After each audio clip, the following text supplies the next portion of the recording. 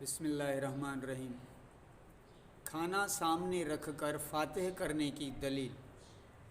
حدیث شریف ہے، حضرت انس رضی اللہ تعالیٰ عنہ فرماتے ہیں کہ جب حضور صلی اللہ علیہ وسلم حضرت زینب رضی اللہ تعالیٰ عنہا سے نکاح کیا تو میری والدہ ام سلیم کھانا بطور تحفہ و ہدیہ پکایا۔ وہ کھانا لے کر میں حضور کریم صلی اللہ علیہ وسلم کے پاس پہنچا اور والدہ کا سلام و پیام عرض کیا۔ آپ صلی اللہ علیہ وسلم نے فرمایا، اے انس، اسے رکھ دے اور فلاں فلاں کو بلا۔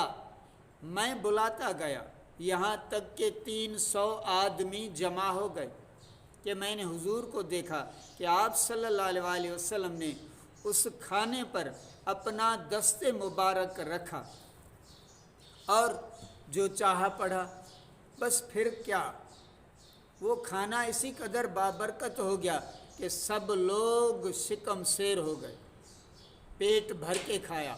آپ صلی اللہ علیہ وسلم نے مجھ سے فرمایا، یہ جو باقی ہے اسے لے جا۔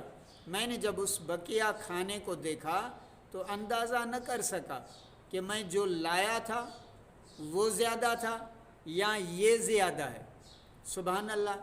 حضور نبی کریم صلی اللہ علیہ وسلم اس حدیث سے ثابت ہو رہا ہے کہ کھانا سامنے رکھ کر پھر جو دعا ہے مانگ کر پڑھ کر پھر جو ہے اسے پیش کرو، اس کو کھلاؤ تو اس میں برکت ہوتی ہے۔ تو ظاہر ہے یہ کھانا تو شادی کے حساب سے چند لوگوں کے لیے بھیجا ہوگا، لیکن حضور کے دست مبارک رکھنے سے اس میں اتنی برکت ہو گئی کہ 300 لوگوں نے کھانا کھایا۔ سبحان اللہ۔